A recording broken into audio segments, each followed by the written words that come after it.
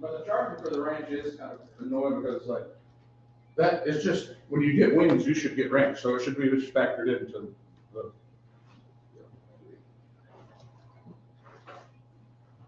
Good morning and welcome to the Hodge Pack Sports Life and everything in between. I'll tell you anything that's wanted. Shout out to Alan Jackson. Wanted is a great day in the sports world as things are rocking and rolling.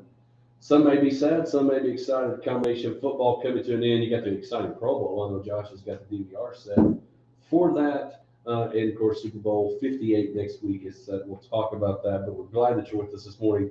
Brought to you by Lytle Land and Cattle. We are hanging out in our Potosi Live studio down in the Mall of Abilene, hanging out. Mall walkers will be strolling through shortly, but we're glad that you're with us. Josh, big week. You were out of town. I was out of town. Work trips, always fun.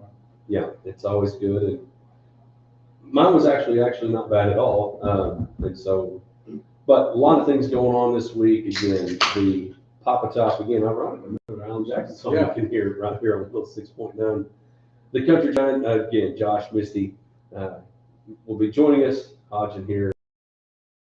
Hodge and Josh rock and rolling. It's been a week, and now, Josh, all the coaching, making boys, coaches, former coaches, and all the things. And so we got a big show for you today. At the bottom of the hour, we'll have Easton Dunman. Easton Dunman, a former guest of the show as a player, and will join us as our My Town, Big Country Electric My Town segment this morning to talk about going from one uniform to another. She's now officiating basketball and got some praise if you saw her post on her Facebook page that Love X Peter Christie did on Easton. We'll just talk to her about her why. Josh, you mentioned that since Matt Loudermilk came on, they've added some baseball umps. So yeah, he said there was good turnout for that. They were excited about getting ready for the baseball season. Which is happening, and we'll talk about that more baseball when we have our first Bacon Trust Texas Rangers report. I posted on Facebook today, the Rangers rolled into town and the DC of Dallas Cowboys rolled out of town. Yeah.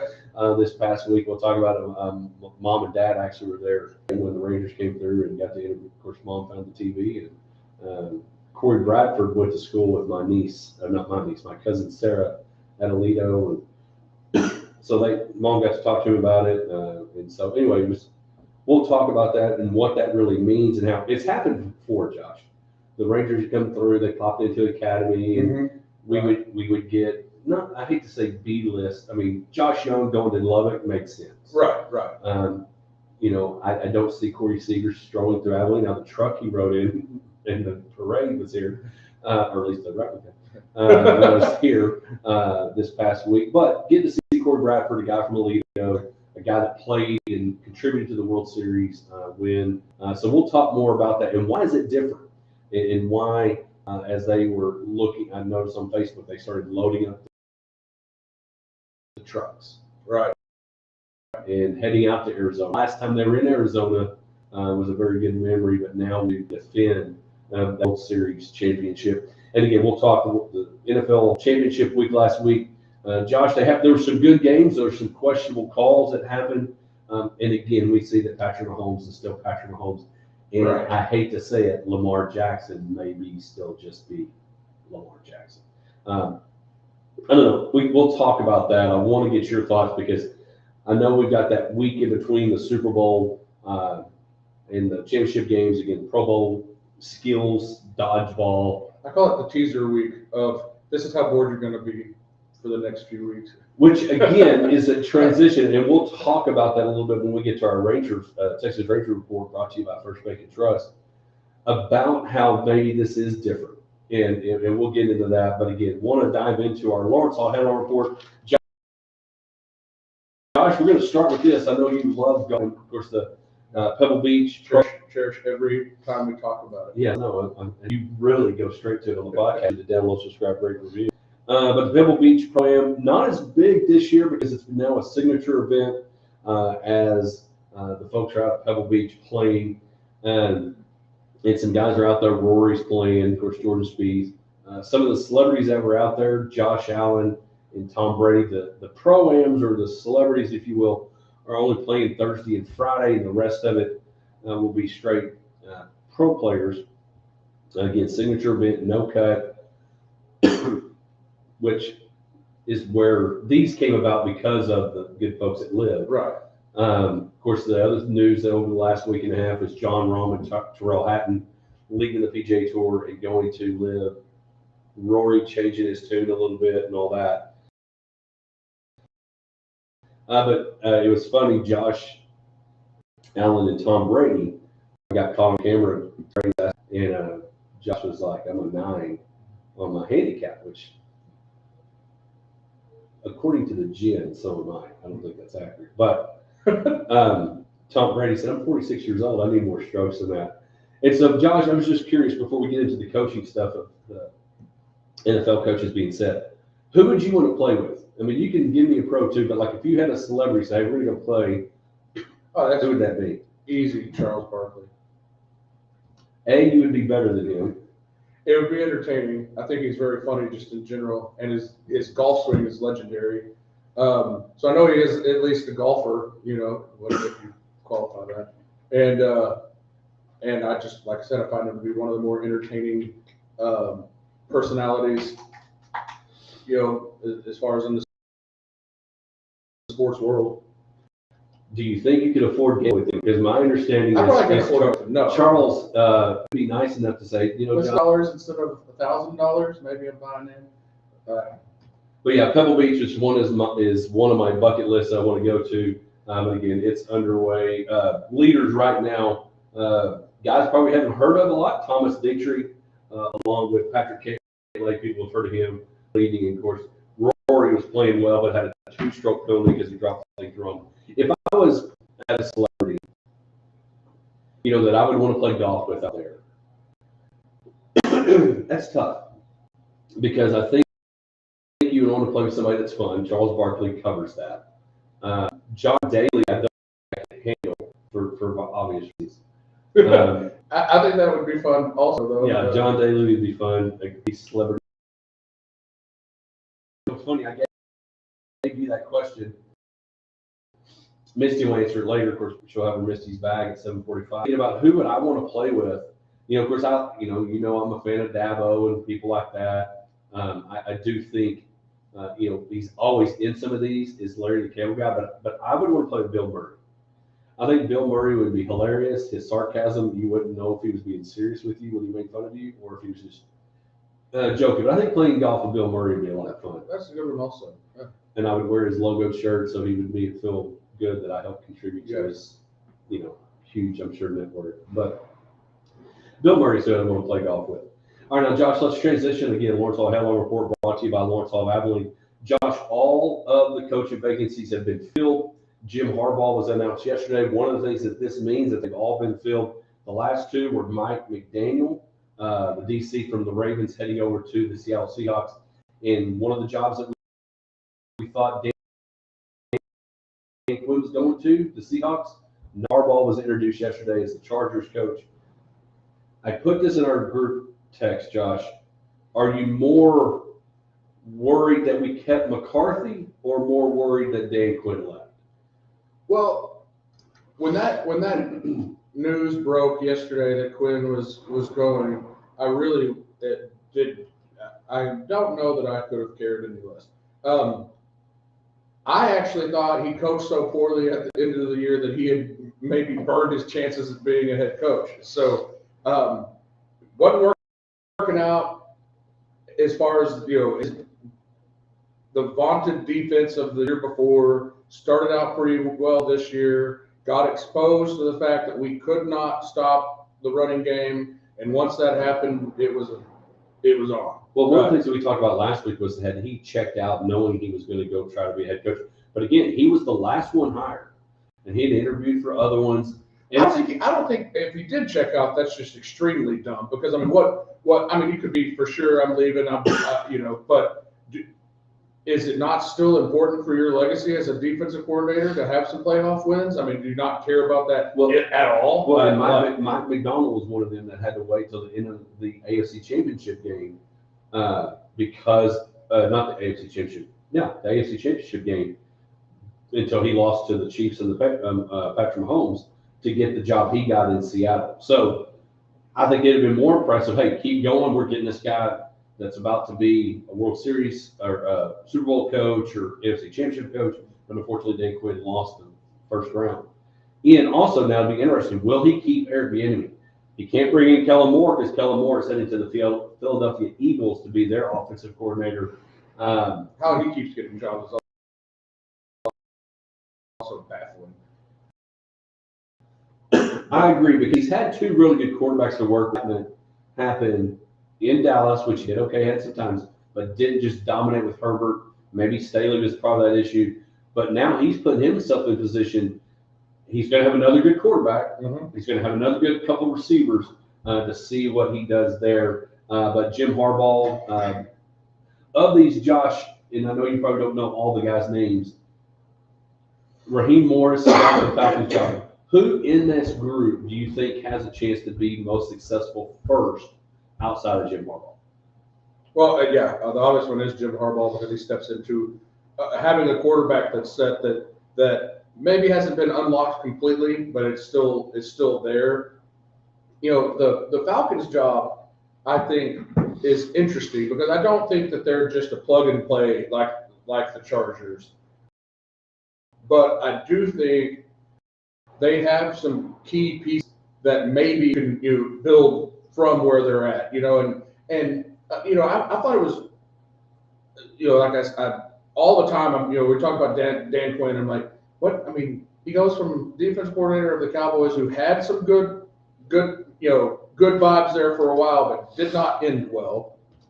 The defense couldn't keep them in games towards the end of the season, made games closer that the Cowboys won. Obviously, they didn't get off the bus or come into the stadium they were at home against the Packers. But he ends up getting a job. And you think about what was going on in Atlanta, with Bijan Robinson and Pitts at first round draft picks that everyone thought were going to be major splashes in the NFL. Neither one has quite done that yet, but I still think that talent is there. Then Smith goes to be the offensive coordinator at Pittsburgh, and I'm just like, what did you see? What happened in Atlanta that made you think that that's the guy you wanted to be your OC? I was like just confused by that. They had offensive talent that didn't translate, and then he gets an OC job. He had probably the most recent running back drafted that resembled Derrick Henry, and people were very disappointed they drafted him for fantasy football. Right. Oh, right. It did not work out, but I think it was a scheme and usage thing as much as anything else. So I do think that there's possibility there. So that's one that I think if they can find the right quarterback, or is it Ridley that's there now? Who's their quarterback? Desmond Ridder. Ridder. I said that wrong. Yeah. Calvin Ridley was the receiver. He was wide. Yeah, he was the that got suspended. I don't know if Ridder is necessarily the answer there, but if they can figure that position out, there's opportunity to do something. And their division is terrible. Right. So you could squeak into the playoffs with a lesser run. I think the two, ironically, and then we got to go to break and do our Texas Ranger report, is one, I do think it's the Falcons, but the Washington Commanders have $83 million in cap room to play with. They've got the number two draft pick. Do they trade and get more equipment or more resources and go get a less priced quarterback? I don't know. We'll see what happens. But again, I think the Falcons and the Washington Commanders job could be good if the right person. But again, Dan Quinn's got to find the right people in the right spots for his staff. And so we'll see who he brings in. And we'll also have to figure out who the Dallas Cowboys and become the new defensive coordinator, because I do think that will be an important hire as we head into the 2024 season. When we come back, as we head into the 2024 baseball season, for the first time ever, the defending champions are the Texas Rangers. And when we come back, we'll look at them come to town and what should we expect as they head out to Arizona.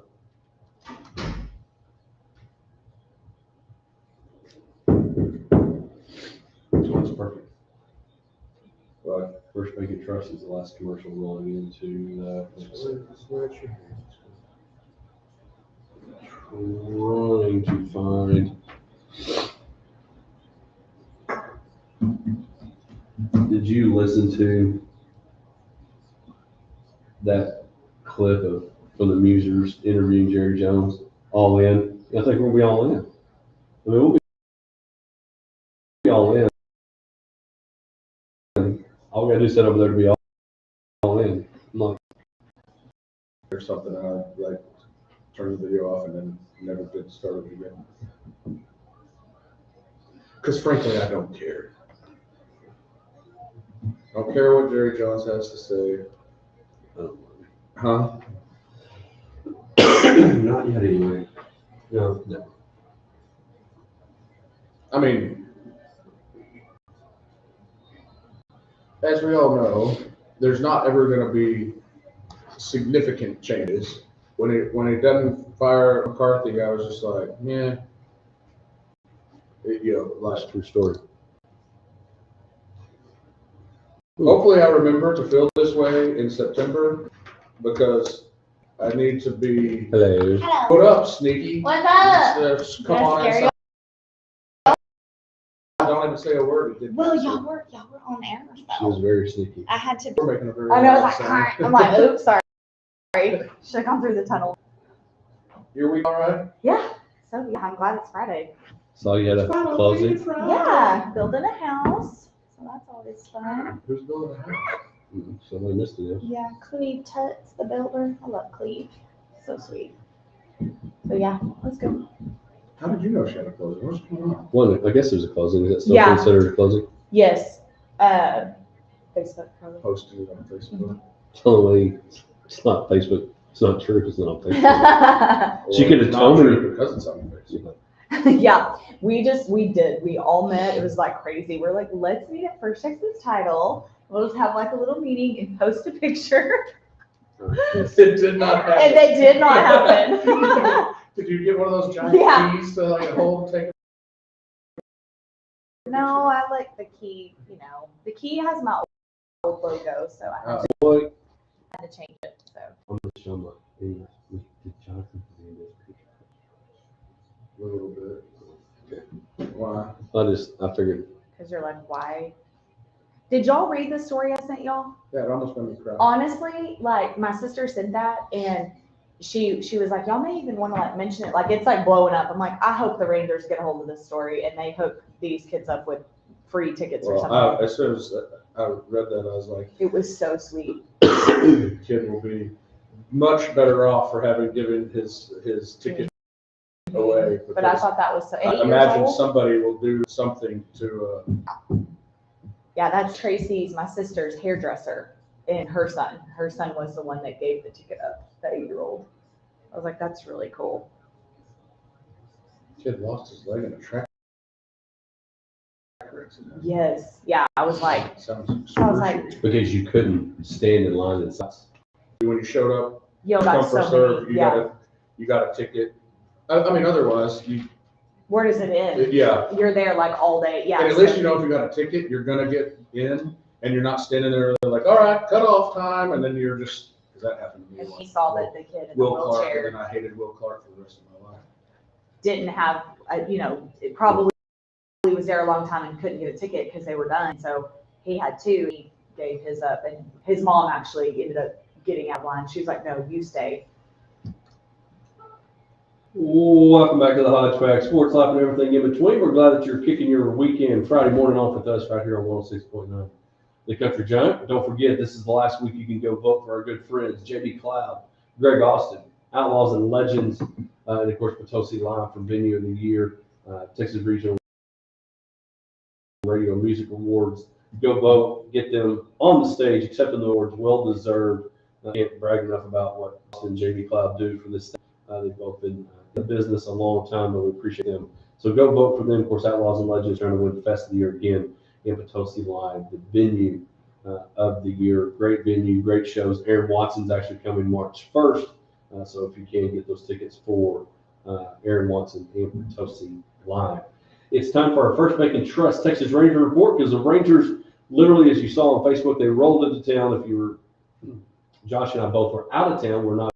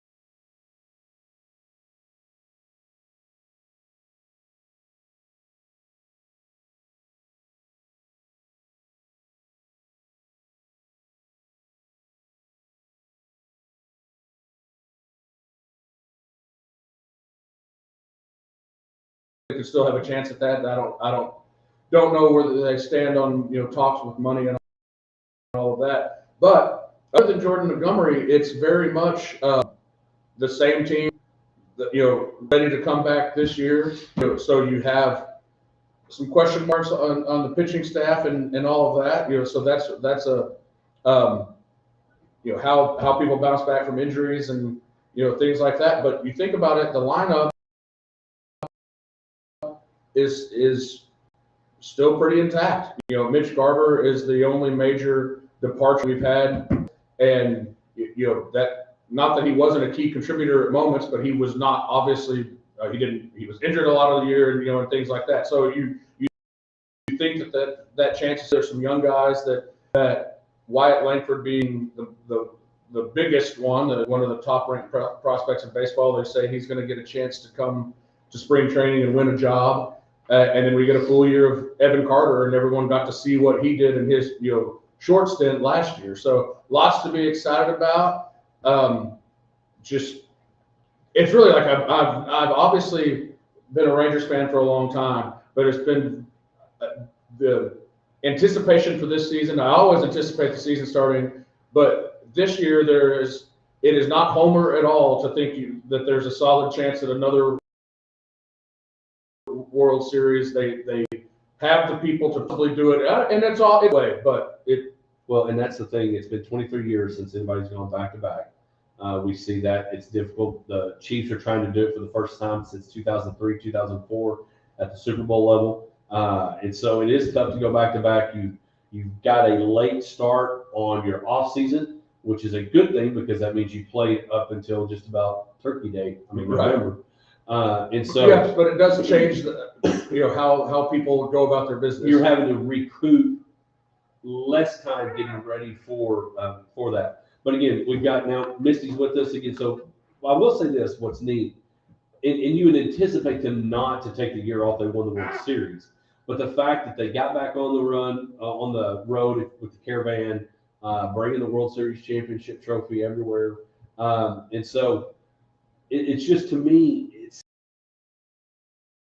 And you heard people talk about it, fan our whole lives, and you've mentioned it, that we're having a hard time with it from a Cowboys fan perspective of waiting so long and being the opposite, honestly, of the Rangers. And we're going to play a piece, hopefully I can find it, where Jerry Jones this past week has been at the Senior Bowl talking about how, well, this year we're going all in.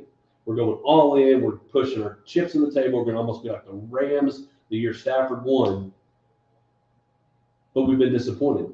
Here, Josh mentioned, we hope we have a good season. It ends up being a World Series champ.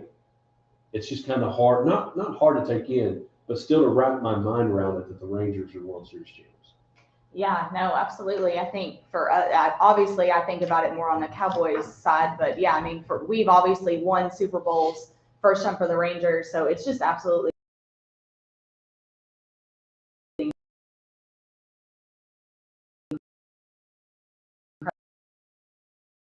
incredible. They earned it. When their backs were against the wall, they came out on top. It was just an that had the way we go was the equipment manager / bat boy for the Rangers, and all he talked about is how that locker room or that clubhouse, if you will, is pretty genuine. From Bruce Bochy, all of them just real genuine, and so. To me, it helps knowing that we're cheering for the group of guys that you see doing what they're doing, signing autographs, doing all those things. They're such an easy team to cheer for. Oh, absolutely. Well, and I think that, we talked about, I sent this story to y'all yesterday, and so shout out to my sister for thinking about the Hodge Pack and sending me this incredible story out of Lubbock. So, of course, the Rangers have been kind of going on this caravan tour throughout the state, and so Josh Young was in Tuesday, and so sister's hairdresser, her name is Stephanie, and her son's name is Colton Long, and so this comes from kcbd.com, so they published this, and it was all over the news. A couple different news stations picked this up, and so basically they arrived at the caravan. They arrived at and they got there just in time to get their 2 tickets to meet Josh Young and get his autograph. So there was another Strata. So Colton Long is 8 years old, and there was another guy there, Daniel, old. He had some doctor's appointments on Tuesday, so they showed up a little bit later in the afternoon, and they missed the cutoff. And so Daniel was waiting in line in his wheelchair. Colton decided he wanted to give up a ticket. And he must have been waiting for a while and just kind of felt compelled to give up his ticket. And so his mom ended up said, yeah, go for it. If you feel that, you need to act on it, go for it. So they did. And his mom, Stephanie, actually got out of line so Colton could stay, gives the ticket to Daniel. I mean, you can just imagine the excitement. I'm sure just such a sweet story. And so Daniel was in a really bad accident, and for a tractor accident, I think the year prior, had like 27 surgeries, bless his heart, just like really tough go. And so Colton just felt heart to, give it to another fan. And so it's just a beautiful story that, like I said, Tracy, shout out to my sister for sending that to me. And I really hope that, the Rangers hear this story, get a hold of it, because how sweet, and that's what, where we say there's no place like sports. Sports just really, it's like if you're a fan, and like Colton's only 8 years old, that's so special. Like an 8-year-old in his heart to give up a ticket when he's been waiting in line and barely got in himself, but was willing to give up his ticket. And then of course mom steps in, being awesome, and says, no, I'll take this one out. I don't know. It's just such a special story. And so, I'm hoping that the Rangers get a hold of it and they get them all there this season. I just think that would be so special. Shout out. That's our Feel Good Friday. It is feel good. And reading that story, think about the 20-year-old, the kid, is how he was, Rangers fan all his life, and he was injured in a farming accident, lost his leg, and if you read the story, it sounds pretty excruciating, but watched the World Series from the hospital. Was in the hospital for 10 weeks before he got out. And it was like I had to fight back tears, reading it, because it was just like thinking what this kid goes through, and that other kid just not knowing the story. Just seeing the guy over there and feeling compelled to. And I think the other thing we get is,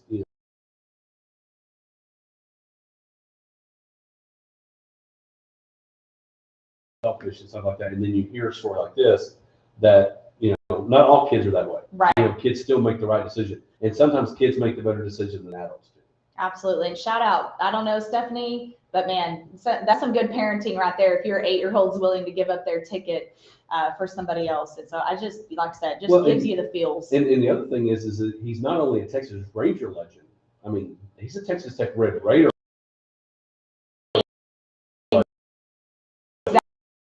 Exactly. It's huge, So, which the Rangers would have been, they have very smart marketing people. They're not going to send the Red Raider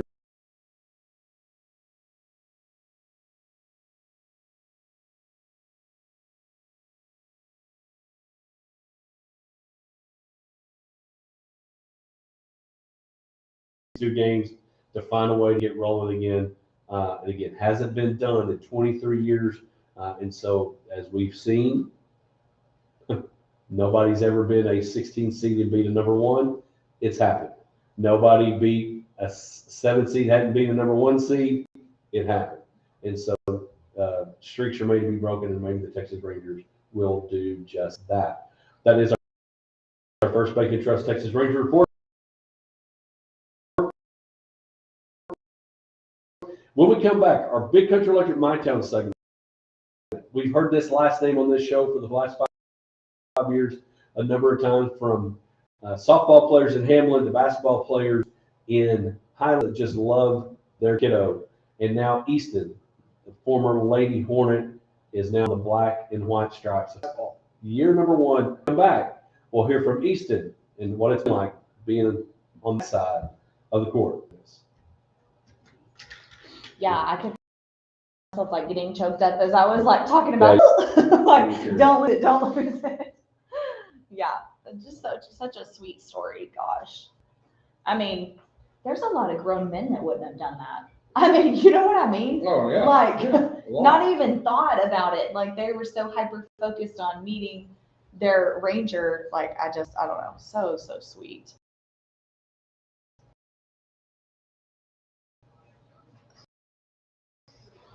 But yeah, I was like, oh my gosh, don't cry. It's like when Hodge looked at me at the red ribbon. Oh, the red ribbon. Let's see if I exit the phone.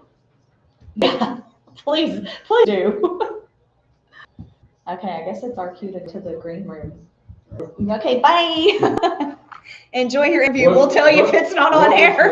What was the texting going on? Like, y'all were making me nervous. He was like, do you want to share the story about And you the were like- Lubbock? Oh, Kyle was like, sent me a thing and said Facebook was froze, and we were like, stupid Facebook. Yeah, apparently it didn't work. Yeah, It's working. it's working now. I think. Internet's. It's internet. Internet. Where's the air conditioner? It's at the back, Josh. It smells bad, it's hot, I'm starting to sweat. And then it's gonna smell worse.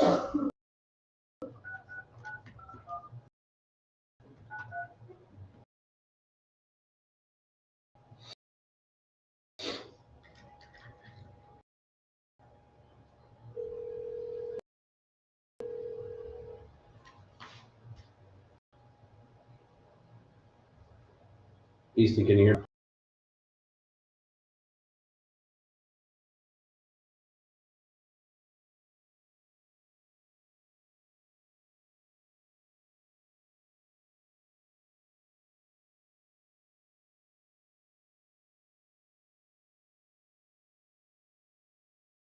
So we'll basically talk about what got, why'd you get into it?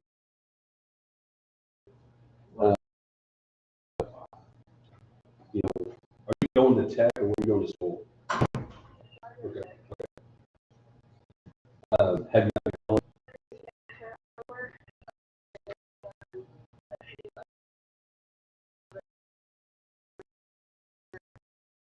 No. All right. We'll talk about the Peter Christie story. What was that all happening?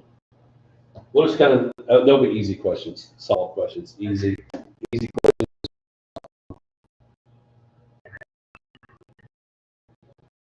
So, how do you block them out, or does your ears shut off pretty good, or do you hear it all? Honestly, my ears shut off pretty good. It's a game. I really don't pay much attention to the sound. But when I do tournaments, the more games I do, the more I Yeah. Well, and it doesn't help on tournaments. There's normally not many people in there, yeah. and so it doesn't help. There's always specific people who are extra loud, so make sure you hear it. Right.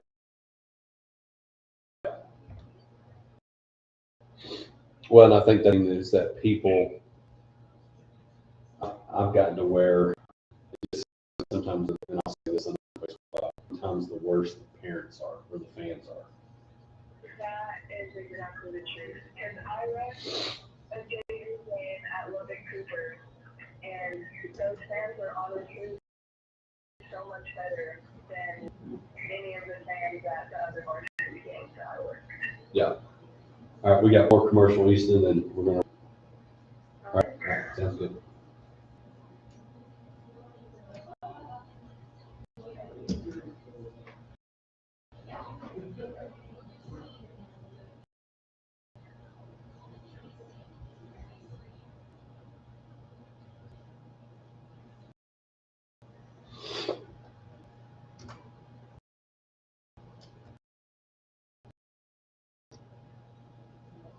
Back to the Hodge Pack, sports, life, and everything in between. It is time for our Big Country Electric My Town segment, brought to you by Big Country Electric Cooperative. To hang out with Sarah from Big Country Electric. We were getting educated to come back and help our members. But again, this is where we highlight a local coach or program, and we're highlighting a local former player now in a whole program She has changed her uniform from the red, white, and blue to the black and white stripes. And joining us on our Pest Control phone line is Easton Donovan. Again, I mentioned in the pre-commercial break, Donovan has been a familiar voice and last name on the Hodge Pack. Easton, I know you said this is a little bit earlier than you get up, but we appreciate you taking the time this morning.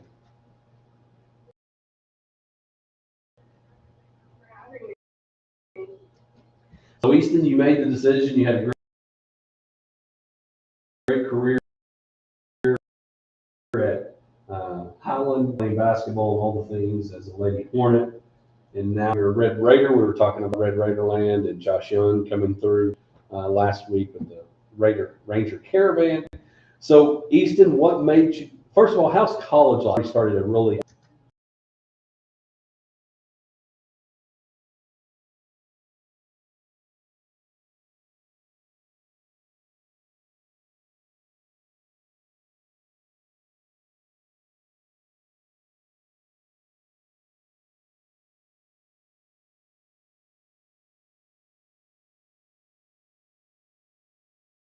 All year, how there's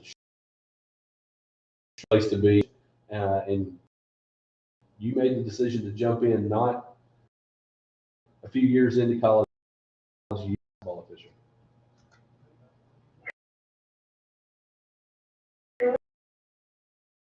Well, I'm going to be completely honest.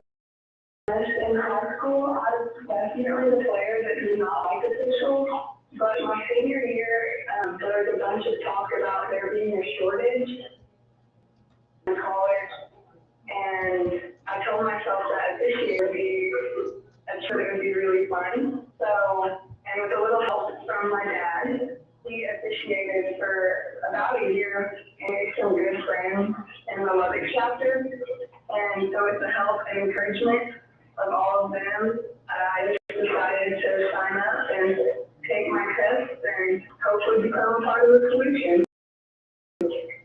Well, you've definitely done that. Again, anybody that gets into it, it helps that solution because the shortage is real. There's not a sport out there that's short when it comes to officials. But you know, you decided on basketball, and you know the Lubbock's a great chapter. They'll get a lot of playoff games in the next few weeks as that gets rolling in. And so, talk about, because I remember when I first got out of coaching in Easton.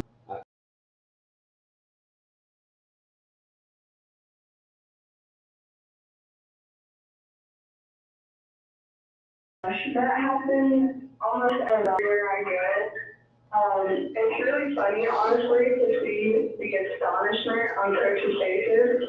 One particular time, I rode to a game with my dad, and I was asking if I could get dressed and where the painting room was.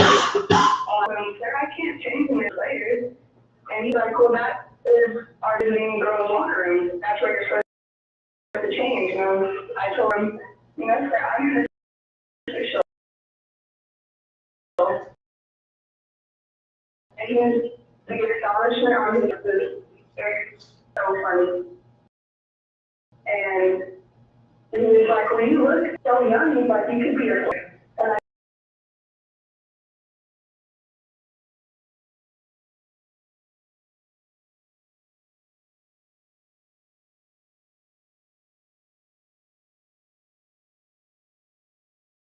Varsity games you mentioned in our commercial break that you've done some varsity games that were at a varsity tournament. Tell me what that means, that the secretary and the chapter having confidence to send that first year official like yourself into some varsity games in your first year. so much. And I went into this year expecting strictly junior high and JM, and with that, they are doing it. Even if it's just small school varsity, I can show my school, and I've actually been getting the chapter the way that I go into. Well, and we talked about, I think it's okay to say here, and mention particular schools, but sometimes those smaller schools, because the gyms are sometimes a little smaller, the fans are a little more on top of you. people say, well, I'm officiating a 1A game or a 2A game. Those may be some of the most intense games in the area that night. And so that confidence they have sends you to those, I think, is huge, and you should definitely be proud of that. Yes. And so let's talk real quick. You've started to get some notoriety of being this young official. Had a story about with Peter Christie, the NBC affiliate there in Lubbock. Talk the attention that you've gotten just in this time, not only on the court, but even off the court. Well, it's just absolutely blew my mind. I was in class when the post was made. I was in class and I look at it and I read the story and it almost like brings me to tears. Because as a first year official, I never did see any kind of recognition like that. And the amount of people that were commenting, saying they had me as an official and saying I was doing a great job, the amount of share, the amount of likes, it was all just so overwhelming, but it filled my heart with so much joy to know these people were appreciative that I was doing it. And just last night, I had a junior high game, and the game administrator came up to me and shook my hand, and he said, "You're the official who has the article written on her." And I was like, "Yes, that's me." And he was like, "Well, I'm so proud that you're doing this, and I'm happy to have you here." And that happened twice in this past week.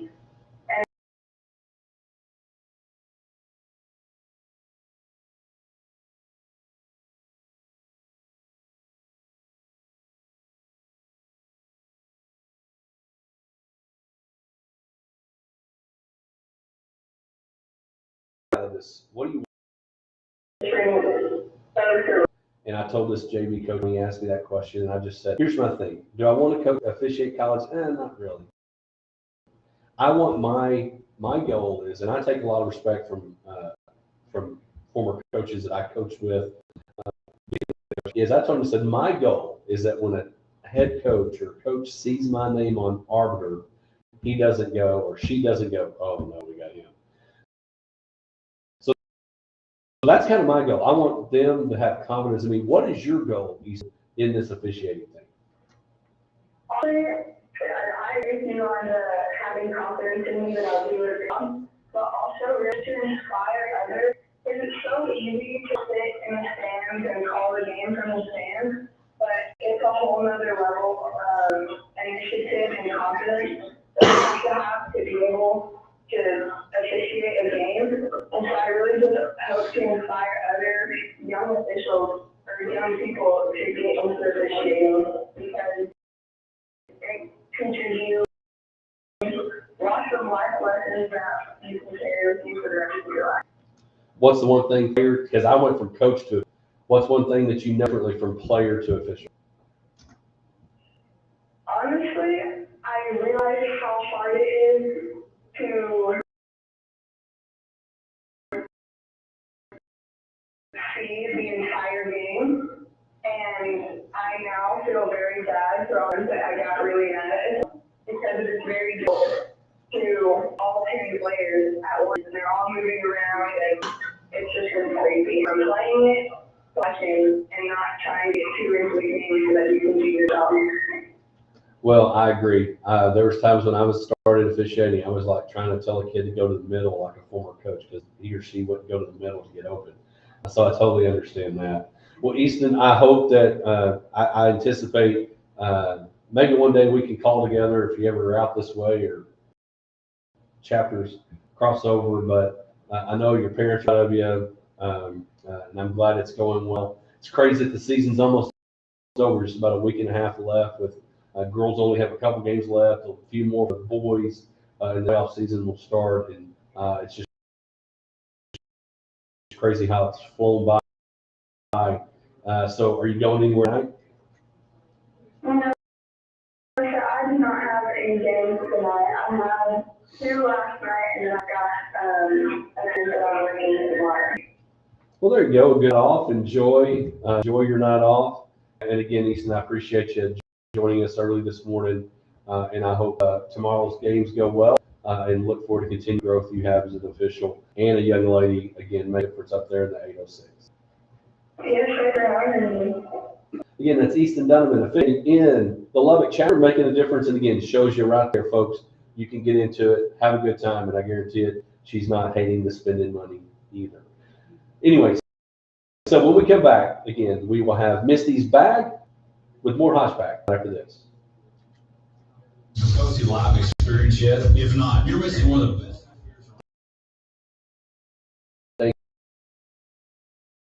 Thanks, Easton. I appreciate it. Have a good one. I'll be at Coleman tonight and hope to not get yelled. All right, thanks. And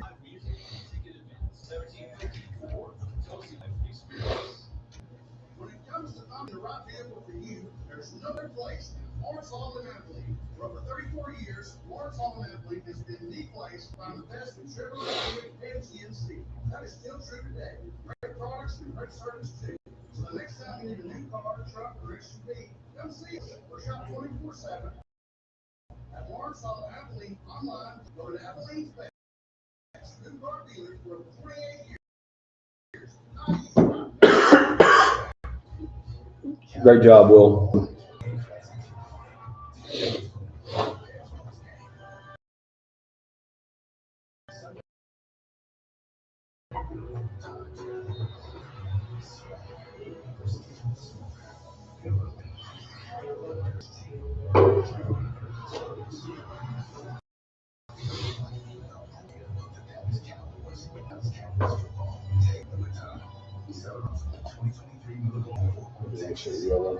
Year after year, as your Touchstone Energy Cooperative, it's not just our way of doing business, it's our way of life. Providing the energy our community relies on every day. And as a Touchstone Energy Cooperative, A lot of things really fall out and non-computers are getting rolled off. Oh, yeah. And, Good interview.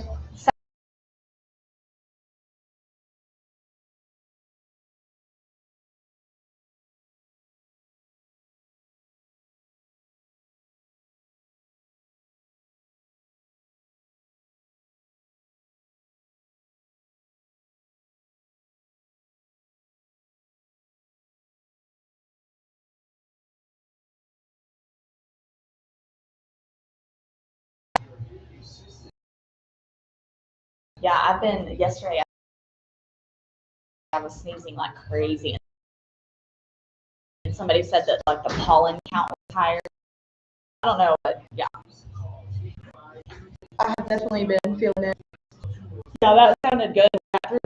Through the board, good. It sounded, at first, like I said, it sounded really good.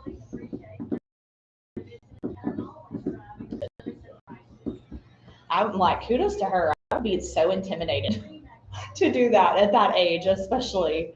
Like, she's a brave little soul. Well, and I mentioned it, it's a big deal getting bar games as a first-year official. Yeah. No, I mean, yeah, like I said, she's braver than me. That's for dang sure.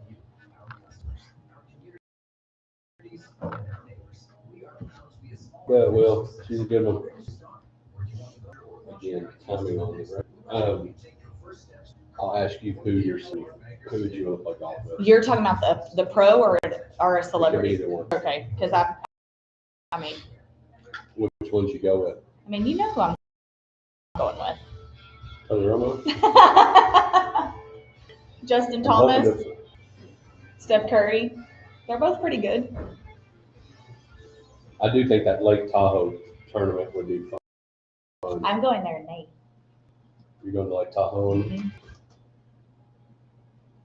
Welcome back to the Hodge Pack as we keep rolling on our 8 o'clock or 7 o'clock hour, not quite 8. I will tell you, when you go out of your time zone, it's one thing if it's an hour, like you go to Yosa or whatever, but 2 hour difference when you're out there and then,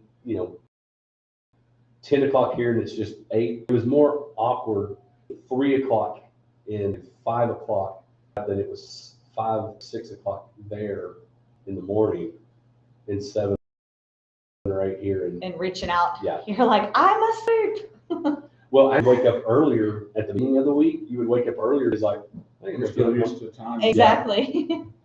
So anyway, I don't know how, I guess that's how the big people do it when they go on the road for, all that things. Anyway, so it was fun. All right, so Misty, before we open up your bag, I asked Josh. Josh wants to play golf with Charles Barkley, which would be great. Again, there's a real good chance Josh is going to beat Barkley in golf. Who do you want to play golf with? So it would be a toss-up. Y'all know one, obviously, Rolo or Steph Curry. And they're both pretty good. So I think, Oh, they are both golfers. so I'm You like, would not have to elevate your golf.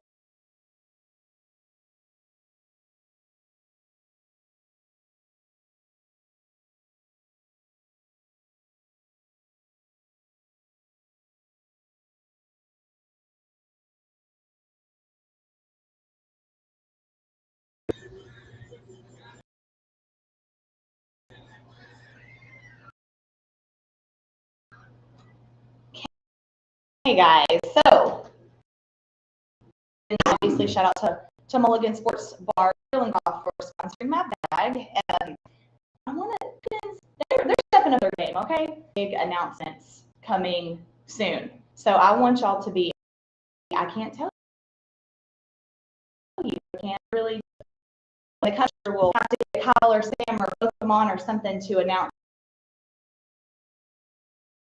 some big announcements coming, but they've got some really fun events coming we are all going to want to be a part of. So stay tuned. It's going to be, guys, here's the question.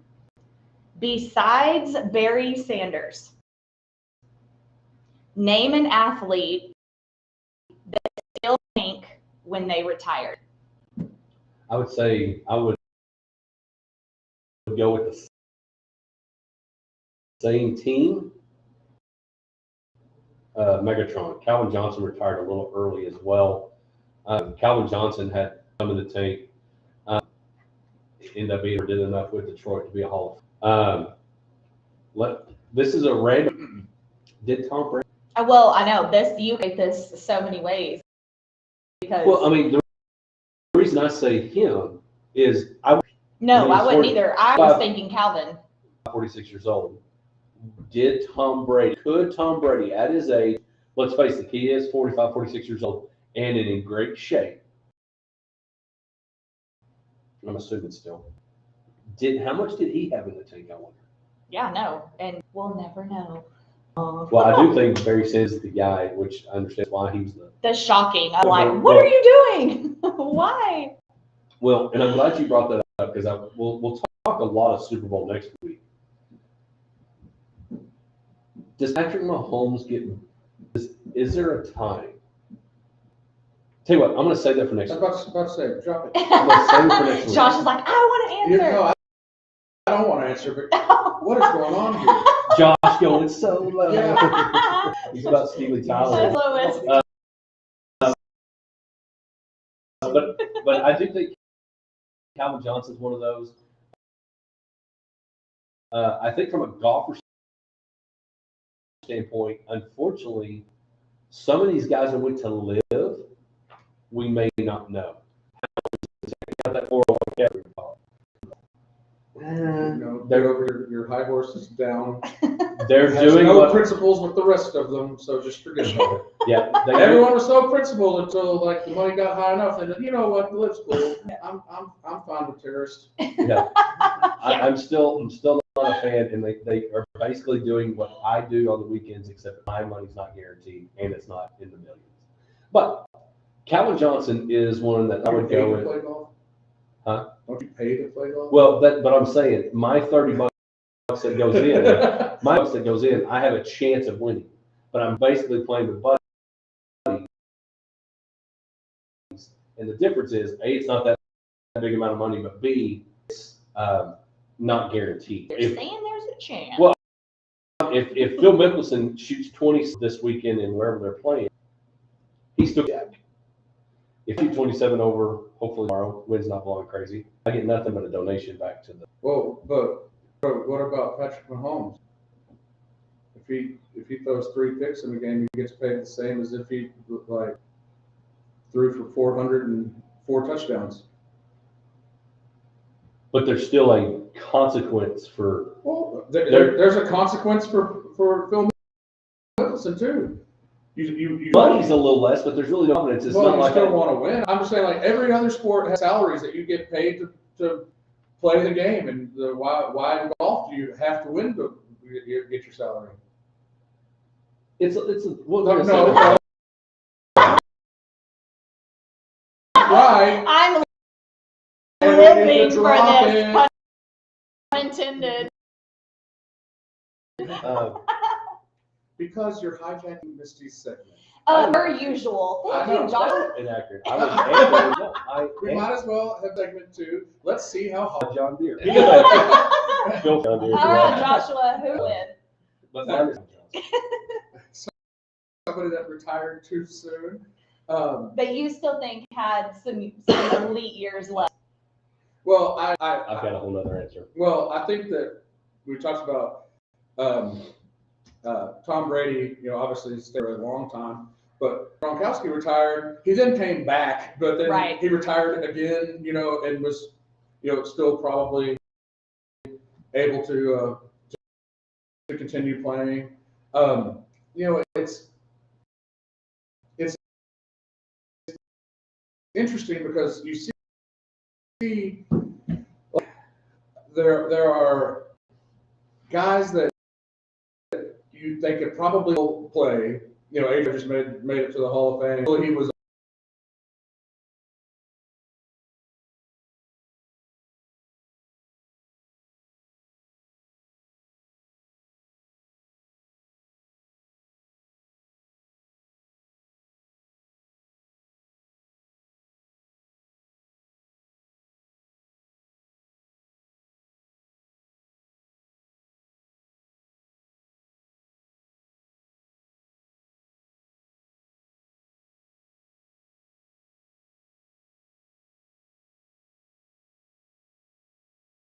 I have a hard time thinking of those like just top of mind. Rob Gronkowski was the first one in my head. But he said he was tired of getting hurt and rehabbing and getting hurt again. Is it me? Yep. Andrew Luck. Yes, I was like, it's Andrew Luck. I was actually about to propose that to you because some would say, now elite, fine line, but some would say, and so yeah, I knew it. That's Because what. when I don't know what. Thank you, Lord, for letting that pop in my head because he was one of those that when they did the Wonder League and they graded it out, Mel Kiper said he was one of the top that ever graded out in all the grades that you grade and the subjects that you grade and test, that Andrew Luck was it. And it was the modern day Peyton Manning, Ryan Leaf when those two came out, RG3 and Andrew Luck. Now RG3, again, I go back, I think the Washington Redskins at the time ruined RG3.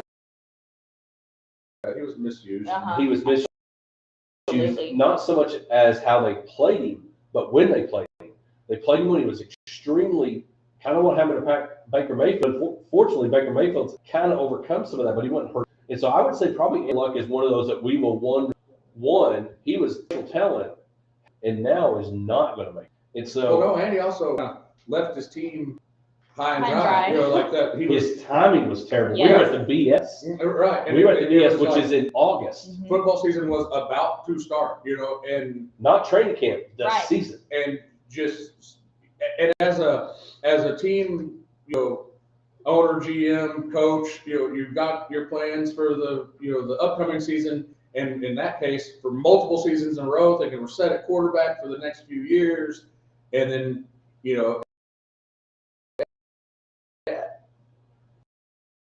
just he's done. So that was a shocker for sure. But he said injuries was the reason that he retired early. and I can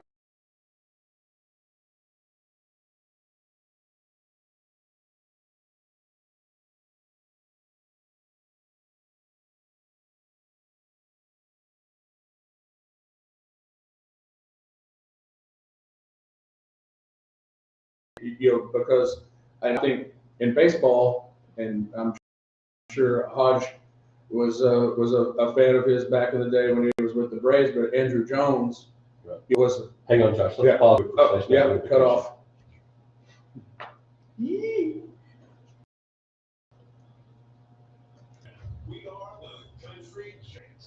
And Andrew Jones, one of those, I do agree that he's now at that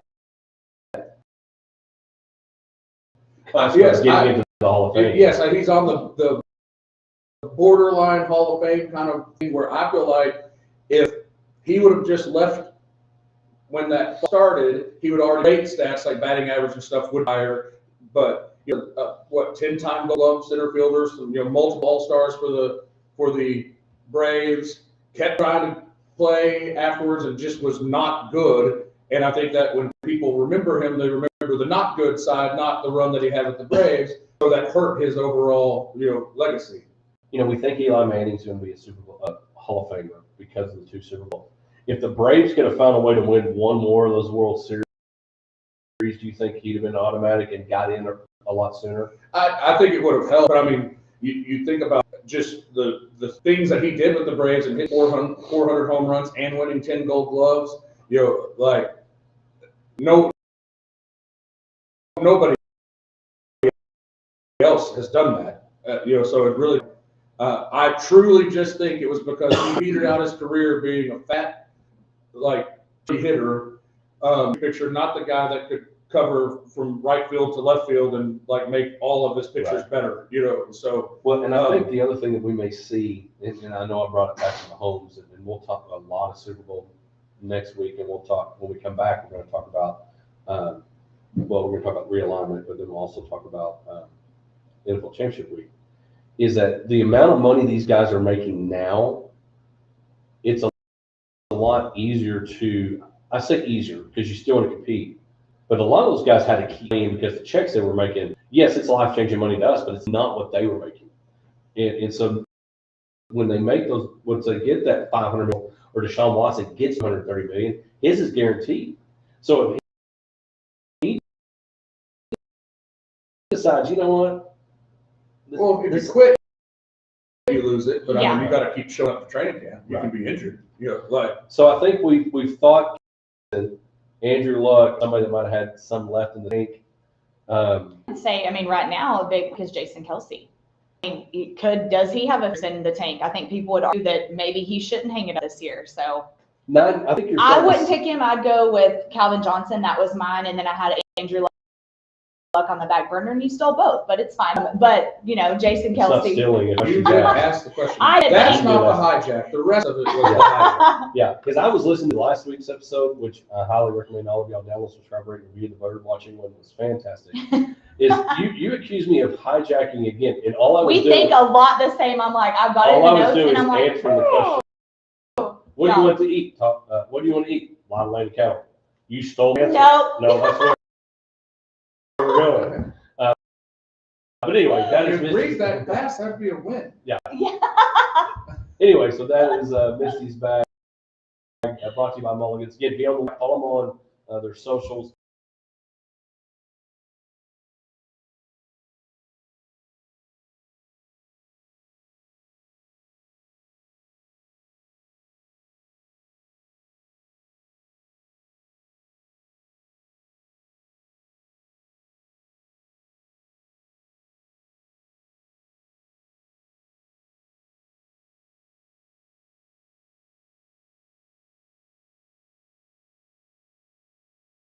And Sam's doing the same. So shout out to them again. Thank them again in a year since the creativity, not just the trailer that we used to go and hit golf balls at, a place where you can have a lot of fun and enjoy. Absolutely. And one of the things that we're going to come back and talk about is realigning jobs may have changed. Districts got easier. Is it harder to be in a 14 district? I think it's 5. We'll be back right after this.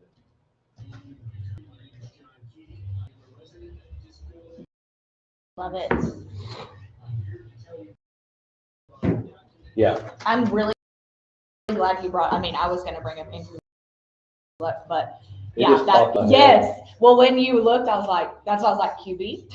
Because I had a feeling it was gonna be. I thought it was head. It was like, Well, yeah, what specific? Neck. Oh, okay, yeah, what specific? I didn't remember the specific injury either. Or when did Daryl injuries. Johnston retire? Johnston retired of a neck injury. Yeah, but he was ramming into people at full speed all the time, so. Sean Lee and Van Der Esch, I don't think they were, I mean, they were good, I don't think they're deep. Sean Lee, I think, had a chance to maybe be.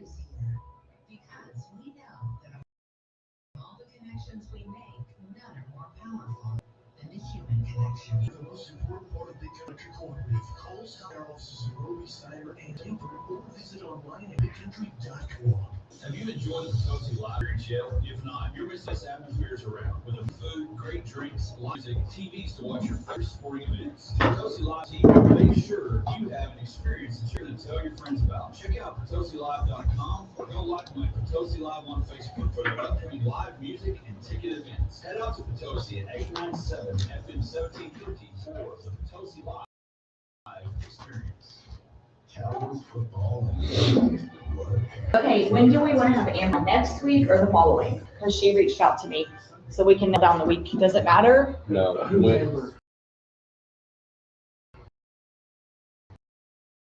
She When- is gonna What talk about an dates? autism extravaganza that they're doing. What? Do you know when? The event is the 28th. No, do you know when that date is? Oh, I'm gonna text him. When do you want? Do you know what the announcement is? Maybe. I'll torture you. I will torture you. Okay, remember, Not, we're- just like. we're live. Just, Yeah. just Remember, we're live psychological over here. torture. Yeah. Oh. Not physical. That's Next funny. week, he's not going to answer your question. He's not. He's I'm gonna. gonna hijack the He's segment. gonna boycott Misty's bag. Is that dead air? Nope, Josh is. Yeah. No, the best was when the mic came off and it was solo. I don't know why. it just- That's so I tried to funny. move it and it just flew into Oh my gosh. Okay, so I'll text Amber and just say you pick. Like we don't. I mean, I would think if she needs chips and ticket sales, Is it next week? you would want to do it next week.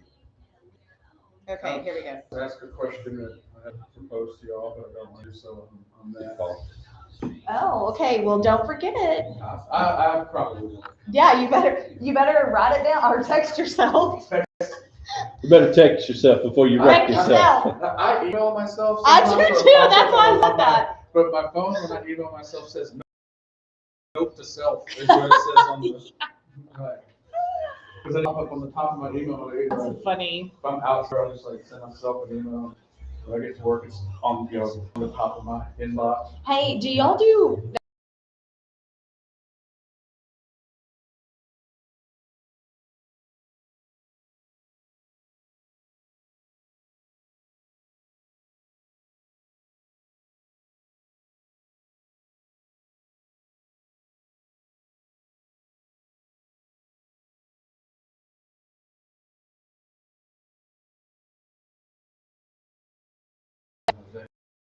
It would be fun.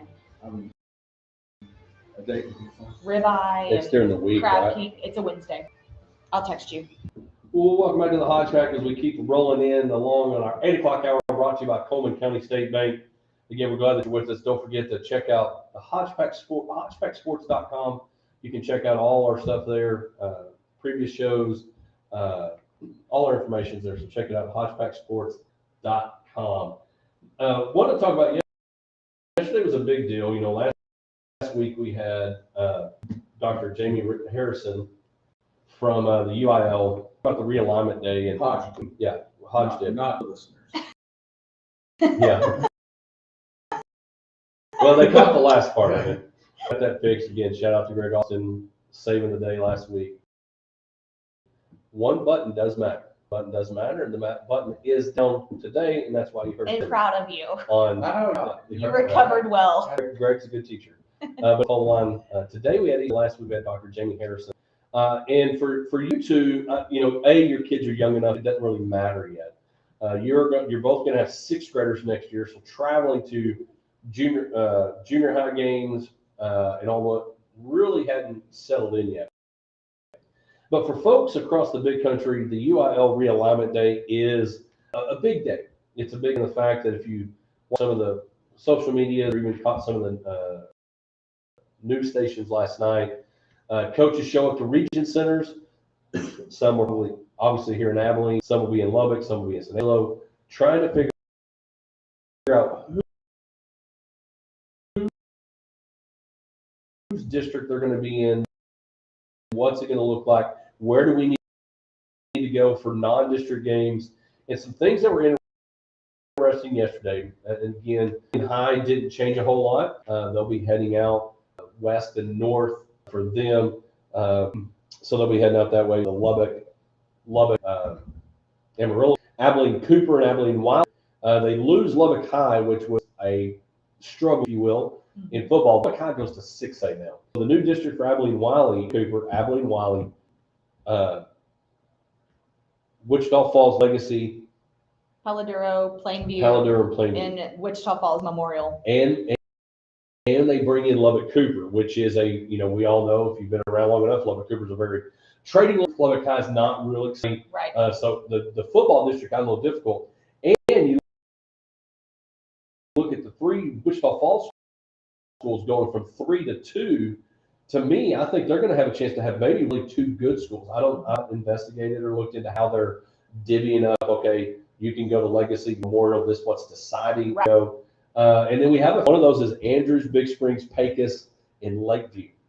I said on the break before we were going into, I said, I think being in a 5-team district is more pressure than being in a 14 district. So you don't be the only team that doesn't make the playoffs. Yeah, Yes. because Yeah. and I mentioned in our Facebook post, some people have already made the playoffs and haven't even snapped a ball Yes. yet in Andrews, Do they Big already have Springs, the and t-shirts Pecos. made? Yeah. Well, they just don't know what place. Yeah, they don't know what I place. think if I was involved in that, I would just go ahead and get our 2024 playoff run shirts on day one. Well, that was like Lakeview a couple of years ago when he was there. It was like, we're automatically in because everybody goes. We've got 4 teams. Well, and I think it'd be funny if you did that. Guys, we're in the playoffs. Where do you want to be? Do you want to be first, second, or fourth? Because if you ain't first, you're last. Last is because last gets you in. That's what happened with games you. all season to go get our tails. Forget 2 offers that are going in. In fact, some have and I believe it was Tornillo and Wall last year maybe, and I don't know if it was because they didn't have enough students because, at that time you've got not only injuries, you've got grades, and so they didn't even play. El Paso has got a 5A Division II school that only has 4 teams. And so you're sitting there and going back, do you put it on your resume that I'm a 3-time, Of course. Yeah. 4 straight years we've made the playoffs? I would celebrate Yeah. it only for irony's sake, but as far as like a list of accomplishments, we were in the playoffs 3 years. Yeah. We're putting it on the resume. We don't Honestly, care. You got totally a ton of different ways to motivate your kids each year. I think that would be a funny way to motivate one. Okay, guys, we've got t-shirts made. We opened up to it, and I just asked, where do you want to finish? You got playoff season already. T-shirts made. Maybe have a parade. I don't know, but This you get is it. so funny because I've literally lived this with my son Lakeview because they did that happened his senior year and it was like we made the But playoffs. did they win a district game that year? I don't believe so. I don't remember, but I don't think so. If they were But we not made the close. playoffs, baby, and we lost that first game. It's kind of like the Dallas Cowboys, so heartbreak all around for me. Maybe that's what we should just do. Everybody gets a t-shirt. I mean, that's literally everybody gets a t-shirt. No, seriously. Everybody gets a trophy in that. We Somebody might as well just skip the whole thing and just let 5 teams in and the 5 teams.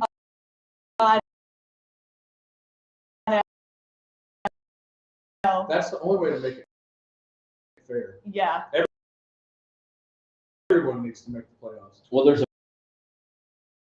a basketball district that has all the Amarillo schools and all the Lubbock schools that they throw in Plainview. Has 9 teams in a basketball district.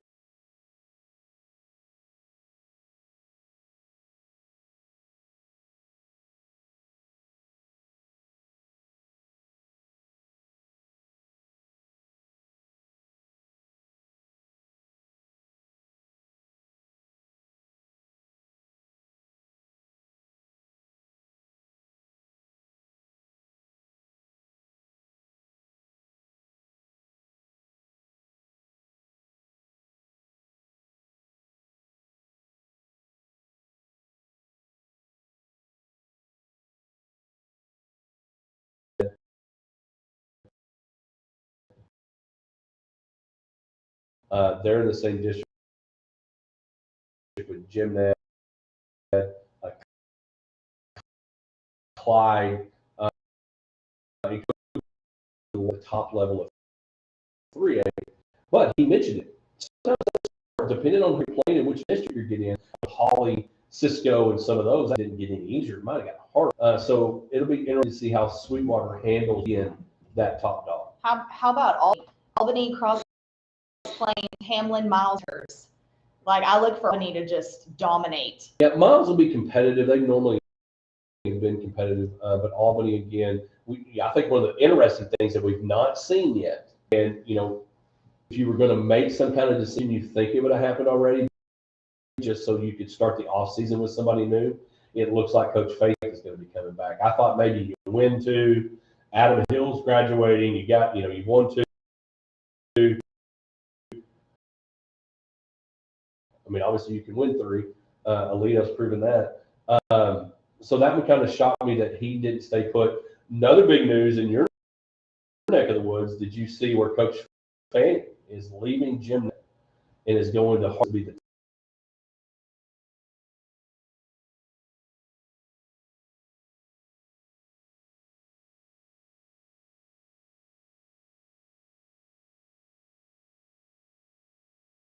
Dave Campbell's in Big Country? That said, Coach Matt Fanning, state champion, is heading to Hardin Simmons, our alma mater, to be the tight ends coach. Now, to me, and it's not wild yet, everybody says Jim, but a very growing community, very tradition-based community. Interesting to see how many coaches apply for that job. Oh, absolutely. And you mentioned like salaries versus college and high school.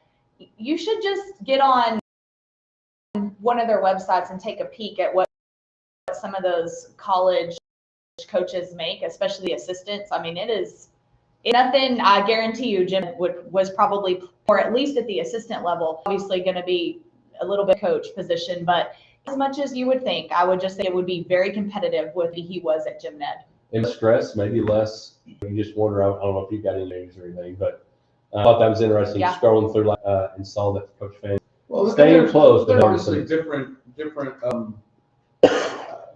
different stresses, I guess, as far as like, going from the responsibilities that you have as a head coach at a high school versus, going to a college program. I bet the days are a little bit different. Yeah. Well, they're different in the fact that now you're on the road is not, because, he went from AD to, that title he didn't have to mess here. Right. And now moving on to Hardin coach. Great find for Coach in the Hardin Simmons Cowboys, which is love to get Coach Burleson on. Okay, what's next? McMurray's leaving that one conference. Just tons going on, but Coach Fanning is now heading to Hardin Simmons, no longer the head football coach at Jim Ned. Probably, I think, could be one of the hottest jobs, especially in the big country. Absolutely. A lot of people I've had in mind, I'm not going to say on air, that I think they could go after and honestly should go after. The other one, I want to say this one real quick because I'm a basketball guy and I would love to get Coach Fostell's take on this. I'm going to tell you one of the more difficult basketball conference districts is Gordon and Eula are going to be in the same district. Gordon just won the state championship in football. Got a lot of, that may be one of the toughest groups that Coach Fostel has had. Of course, he's on the girls' side, right, but Coach Sanford on the boys' side as well. So I don't like, and I know it is what it is, but I don't like having different districts from the rest of the sports. It's a lot of overlap, but at the same time, just that. Well, Abilene High is one of them. Abilene High plays football elsewhere, but plays everything else with Abilene. Right. So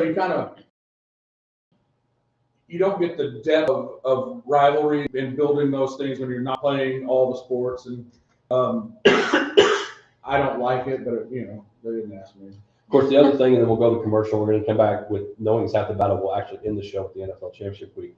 Is Brock making the move to 4A? Will that continue? What kind of growth? What kind of success will they have as they move up? Sweetwater moves down, but the UIL schedules and all those things are out. So realignment's going. Resume builder will probably start for some coaches and look to say, I ain't messing with that. When we get back, we'll have knowings happening with Josh.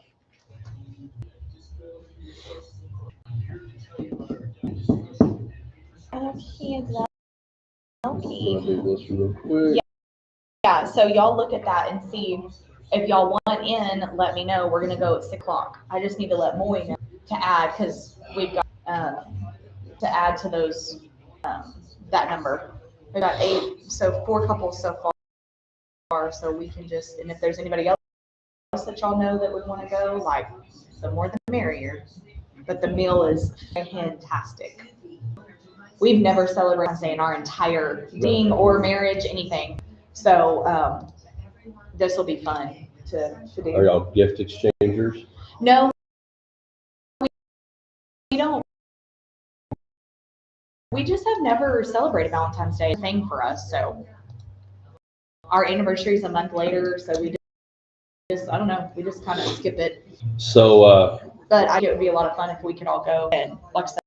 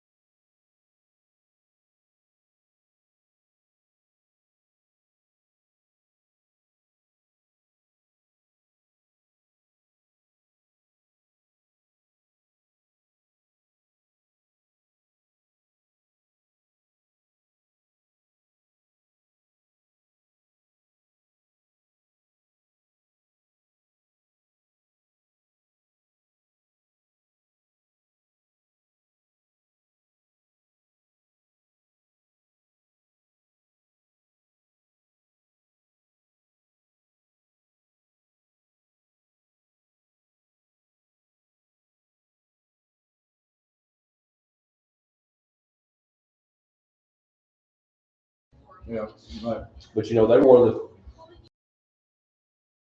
a lot that did a really good job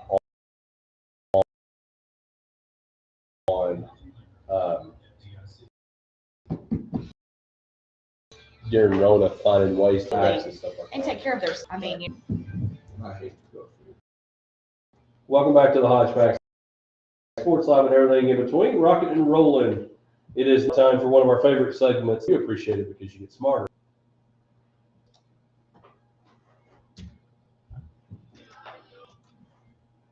Smart enough to really remember to try to put the here with the sounders before I just sit here.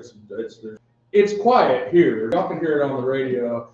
I would just sit here with a dumb look on my face because it's really what I do best. But one thing that well, first of all, y'all talks about we're there in the break talking about different opportunities for eating out and things like that. I do enjoy eating out. I do not, under any circumstance, want to get food to go. That's just little. really, Finding the right food. fast food. Nope. Finding the right food that travels well is a challenge. And there are times that you have to do it. I know, but just don't like Like it. not even Whataburger? Well, Like I mean, nothing? you know, I will like.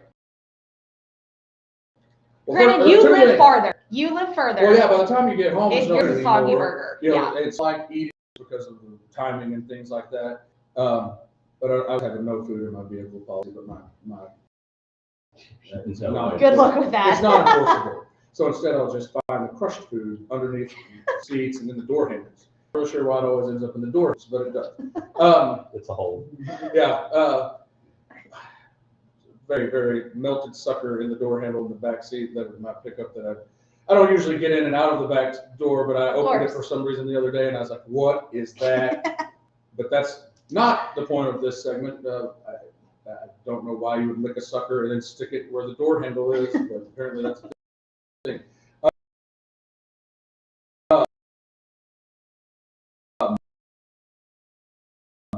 What else is a thing that I have noticed that people need to sometimes check themselves a bit? And I'm not, you know, if any of my coworkers are listening to this, it's not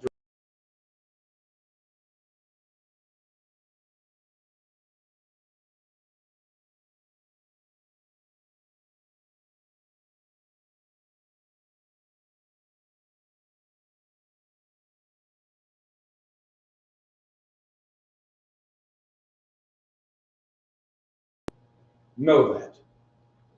Because, and there are two basic stupid questions that outlined as such. One, if you ask a presenter a question that is obvious something that could be presented later in the course of the presentation, but somehow you ask a question that you did not give them time to get to explanation, you know, just chill out. You don't ask the question, they're going to talk. You can tell they're going to talk about it. I think that's what we like to call maybe the like, I want to show you how some question, the I brown would nose say that question. an eager beaver. Right. That's You know, what I like, would say that is. So you throw out some question that's just like, why didn't you just wait a second? So that's one that you need to avoid. Just chill. Wait till the end of the presentation to ask your questions. As there's normally a Q&A Yes, at the you can end wait. of every You don't need meeting. to raise your hand now. Right. Well, Just chill out. And I'm going to tell you, as a guy that just came back from a conference, the worst questions to ask are the ones that are between the end of the day, lunch, Oh, yes. or a break. One guy last week was like, "Oh, man, I finished early. I'm sorry. I'm sorry." Nobody's ever said, And we love you. Never said, "Hey, tell you what, start over." Oh, a presenter asked how much that's another Well, problem. and the good thing is they've now started. I've gotten to speak at a couple conferences, and they've got that clock in front of you. Well, they yank So you no- there if you're like, Well, don't do the applause starts. Like that Granny. start that wrap it up sign that Wrap you're it just up. hitting. Yeah. Quiet, please. And the other question is when someone asks a question that might be a little too poignant for the environment, you know, maybe too specific, maybe too out somebody, you know, like that's one of those things you probably just need to have that kind of one-on-one, you know, visit with your manager of things before you say in front of the whole group something you disgruntled about. Well, we had a reporter ask Coach a question 2 weeks ago. Oh, gosh. I felt so bad. Bless her heart. It's about the weather, how the Yeah, that was weather. bad. And he was Yeah. like, don't you know that, you realize that we play in a dome, right? Like, and obviously, I know he wasn't trying to be rude, but I was like, oh my gosh, like, you just felt so How are stupid. you supposed to answer that? Right, exactly. So, and I guess that's the whole point. The whole point is, no matter how many times you've been told otherwise, it's a lie.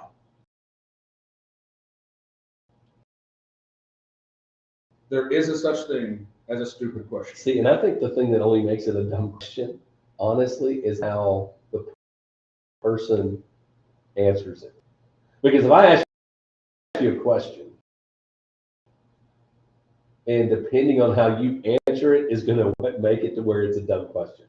It's kind of like if you don't know, like if I ask you. Well, that's a perfect example of Bowles, Coach Bowles. I mean, No, that is. that's how he responded. He's like, you know, we play in a dome, right? In that moment, she's like, I'm an idiot. Right. So exactly. And Like, says, you know what, I think we'll be fine. Like if he would have just said, you know what, I'm prepared. Yes. we're prepared. Agrees. Now the problem is, Right.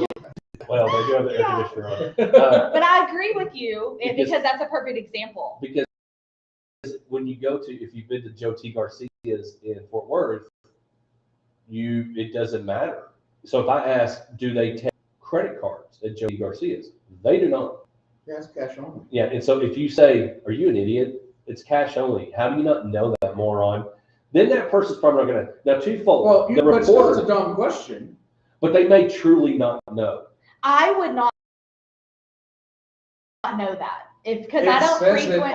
on the sign. I don't know how to read. But if been there, That's a- if Tater Keg comes challenge. But Exactly. if you've not been there, not looked it up, you've not done those things. I would be an idiot. I literally don't frequent Joe T. Garcia's, and I'm sad about it, but I would not know. So I would be the idiot that would ask that. But if you just ask that question, how the person responds to you that question. I'm sorry. You can't hijack my segment. I can see both sides here. I'm going to be Switzerland right now. There is objectively stupid questions. So Josh, No, there are some. You're right. There are some that are mistimed, some that are just not appropriate for the moment. Some that, like I said, the eager beaver question, the one that's like, I'm really just asking this question so that everyone in the room knows how smart I am. They want the attention, yeah. You want to go hit that person with the tap. Like. well, But the other thing about that is, and I'm sure they've got banking conferences. I've learned there's conferences for everything. There is. I'm going to one later this month. But when you have a speaker,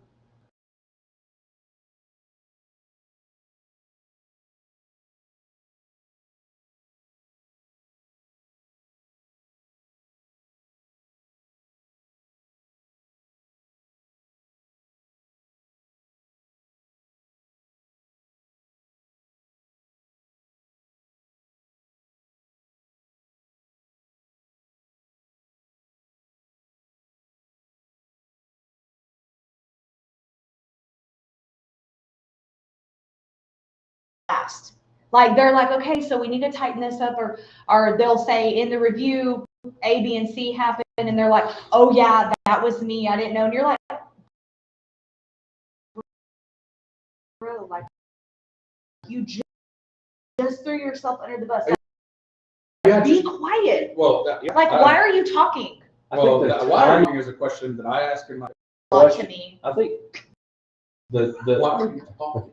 I think the dumb question isn't what's the question. Sometimes is the time. Well, that's the line through all of. I think about this segment of it always is just be self-aware.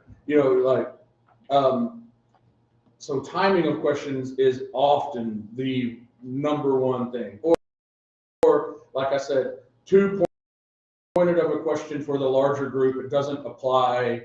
You should just go to somebody. And often also put yourself on something's not working right. So ask a question about it, and you're like, and when you pointed out that in asking your question that you don't know what the process is, and you're not doing it correctly. So it's like they shouldn't have said that in front of everybody. So talk less is what I'm hearing. Well, in general. Listen, talk less. Less is more is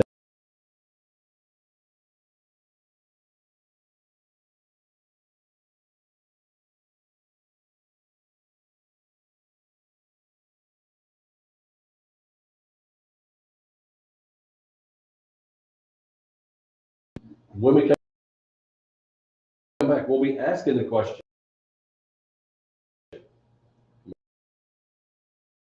Maybe it's done. But was the reason the So Amber next Friday, 7:30 we can work for the my town, but that's the normal. hey, you probably need to be here. I will be.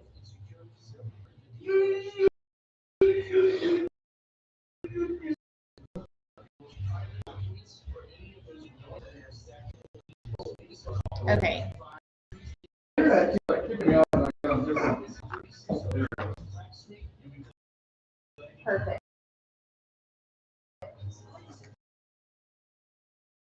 Oh my gosh. It's Mike. Yeah, I just asked her like what time works for you. Because the next Super Bowl, depending on if we money. Let's see. She says, We're yeah, not gonna be able to she's get anybody from here next week because they'll be at the. so that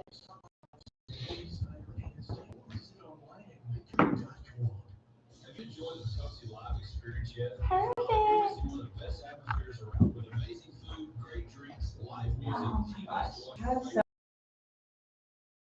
to watch. Apps that send you notifications, but you like turn them off multiple times, but it still sends you stuff. That's happening to me. I hate notifications. I like notifications that I want to know. They should ask me first. My phone keeps changing course to corpse. Like, of course, it doesn't even make sense. Why are you doing it? I don't know why. Yeah, mine, I guess there was an update recently and things look different and I just have a hard time following like why it looks different. Yeah, I don't understand that.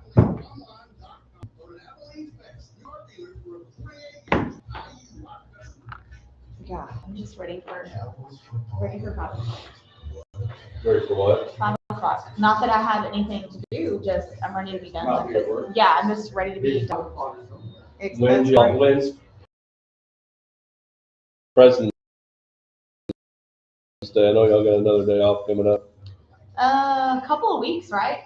Is it like the 19th or 18th, something like that? Like the weekend after Super Bowl? I think. Third Monday. Yeah, I don't know. I'm looking. Yep, the 19th.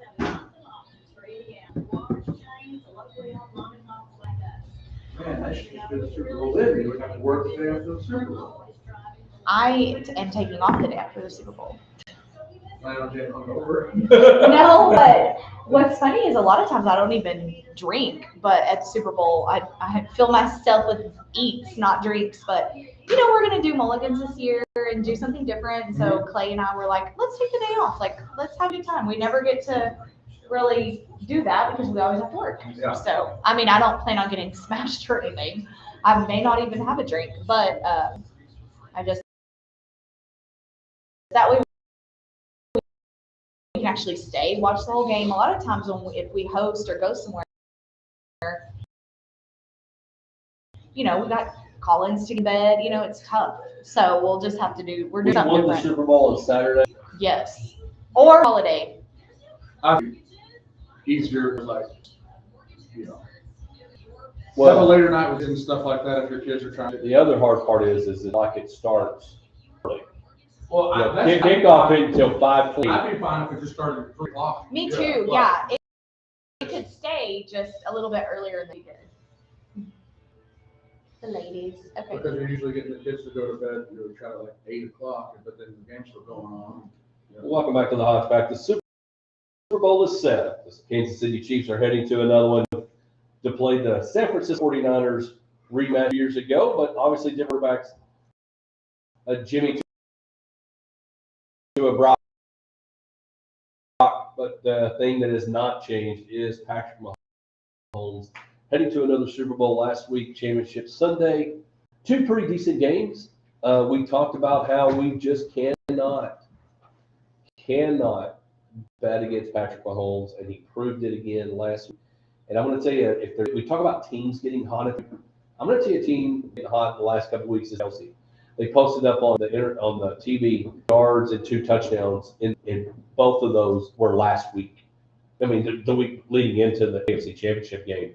And the touchdown he had, falling back, catching it on his side, fantastic. And so I thought both games last week, 30-31, 49 win, Chiefs 17. Brock Purdy looked fantastic in the second half, stroked early. The Lions thought, you know, sitting there, we were playing golf, was having to watch it on. I was literally got paired up with some folks out there and was from Texas. Texas people a Michigan guy that had been moved to Texas back in '97 was a Lions fan. So at the beginning of the game, it looked, oh, okay, the Lions have a chance. And so I want to focus on the game first. And as I was going to commercial, again, the gambling of Dan Campbell going on fourth down. We saw it in our game when they played the Cowboys. Ended up not messing them up because they still got the host because the Cowboys lost to the Packers. Is that ride or die live by philosophy that you got to be okay with knowing that you didn't win? Well, I felt like it was a mismanagement personally. There is a element of live by the sword, die by the sword with if those things work, then you are a genius. They don't work, and everyone's second guessing it. But really just more so than the decisions was just the meltdown that the Lions had. I said that going into that game they had to. What were they up by? How many of the league was it? 17. I thought it was. It was a bunch. But the specific score at the half. 4th and 3. I think they needed yards. But I remember saying before that game, the Lions to win, they would basically have to play a perfect game. Like they would have to come out there, do things on offense, to be able to keep the 49ers offense off the field would be like the key to that happening. They did it for the first half. I mean, it was kind of shockingly effective. Obviously, then the wheels came off, and it was almost like you saw this, like, oh no, as it started to happen, like almost like they were this close to being to the Super Bowl. And they got afraid that it was going to happen, and it kind of just played out in real dropped pass, misrun routes. They had a series of unfortunate events that happened in like an 8-minute span. Right, it just that changed the entire course of the game. It flipped it around, and then I feel like Dan Campbell was put up in this place where like he felt like they had to make something happen instead of taking what was there, and it just bit him in the rear. So we've all been a big fan. Dan Campbell and the Lions have been a great story all year long. Going for it, risk and gamble. But my thought would have been, did you not learn? It ended up working out because the Packers beat the Cowboys.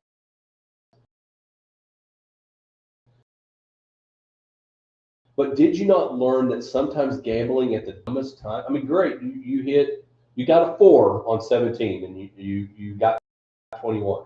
But that doesn't happen. That he would have learned from that, especially with momentum going backwards. Look it up. It was a 17-point blowing.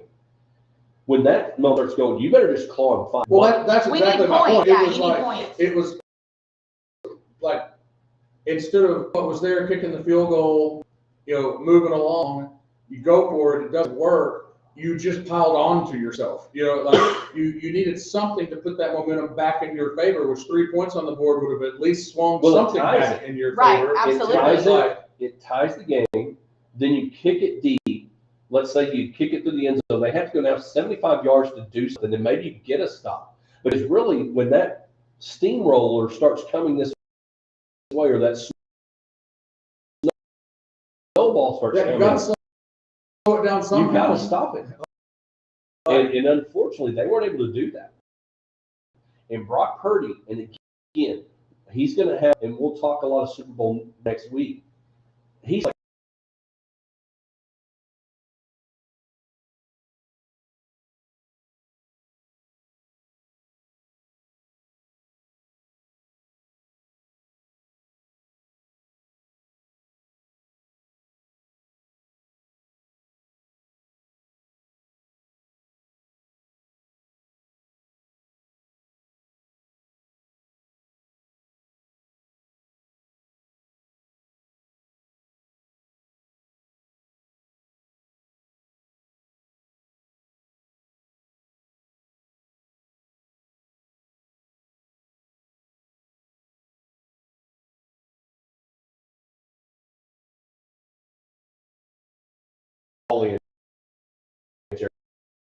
said. Mm-hmm.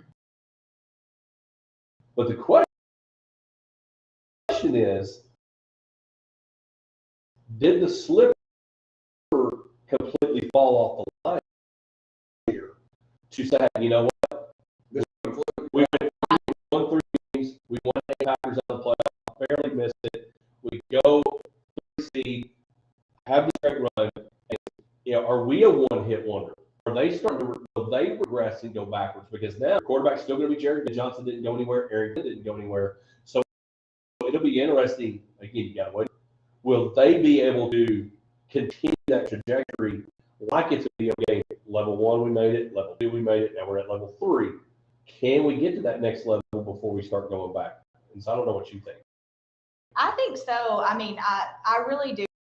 We're going to come back. I'm hoping that some of that mismanagement, they'll work out some kinks in. You know, some would argue that that's what got the Lions there.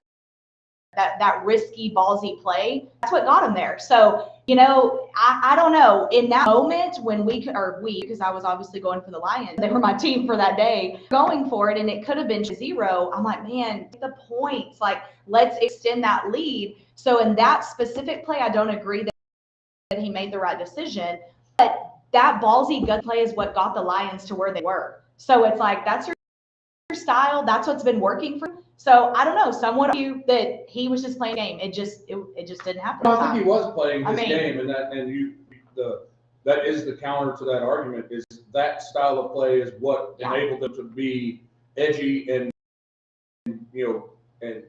and win that many games in the regular season.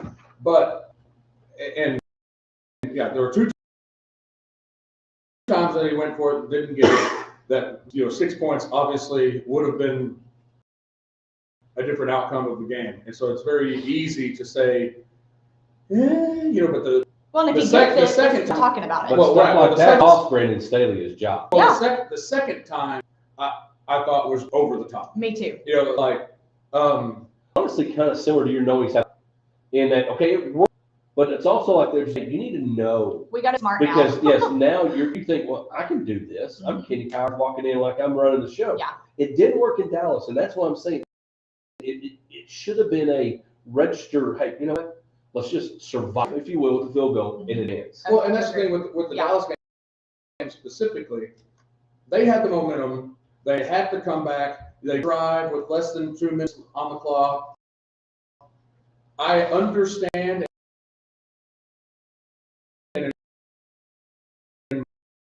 And I'm not saying it's what I would do if I was a coach, but I understand that push your momentum on the road. Let's go for 2. I get that completely. And that is something that you usually are kind of in that lesser test that you fought to that, and we can finish it now, go to overtime, get that done. Penalty, when it backs them up in yards, that to me was an absolute no to kick the extra point. Like, it was like done, but he didn't do it, so. And again, they lucked out in the fact that it's lost, got the 2 seed and all They that. had to go back to Dallas because of that. Well, and they lucked out that the 49ers played terribly the first half. You got to think, if that second half is the first half, it's a totally, it could have been a runaway. right, that's what I'm saying. I think that the Lions looked good in that first half because of the lack of play from the 49ers. But they did what they needed to do, like I said.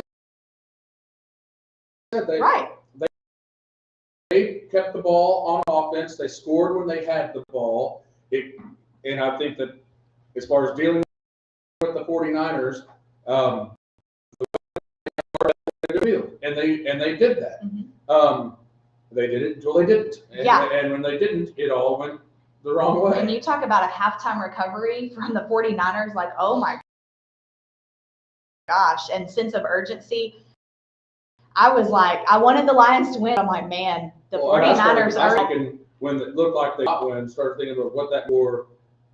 Niners going forward, being this team that keeps on doing it in the regular season, having some pretty Cowboys-esque results in the playoffs. Mm-hmm. Like they haven't been able to push it, to that next level. And you start thinking, well, is Shanahan the guy that's going to get it done, or can he only do it to a certain point?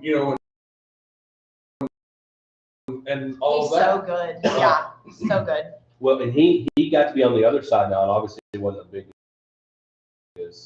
as big as losing as the offensive coordinator would. Next week, I think the level of pressure is going to be different. Some's going to be Brock Purdy, some's going to be on Kyle Shanahan to get over the hump, some's going to be on Patrick Mahomes. Do I just keep this rolling? Because he's still, I think, at a point where he is like Alabama, in that if we win it all, it is a letdown. And in the same thing for the Lions, they didn't win. We were on house money. We did a lot more than we thought. Next year, we the big gamble on how can they continue. Right, because Yeah. But Kyle Shanahan has that. How can I leap over? There is no, obviously, there's only one winner at the end of the season. So everybody except for one team loses, and that's the way that it is. But that doesn't mean your season was a waste. And I would say, especially with Detroit, from where they were just a few years ago to being in the NFC Championship game, that is something heartbreak of it, and it makes it worse that it was a meltdown that led to it. Yes. You get past that immediate, say, that was a fan, you're pumped about that. Yep. Flip side, you have the Dallas Cowboys, which are, I feel like, the polar opposite of, the spectrum when it comes to the Lions, which is they're getting it done in the regular season, they're looking flashy, they're making big plays, Dak has the best season of his career, and you lay an egg in the playoffs. And that's been the theme recently for them, winning double-digit games and having really nothing to show for it again, which, on one hand, you can say, well, it's an enjoyable season to watch football because the Cowboys won many more games.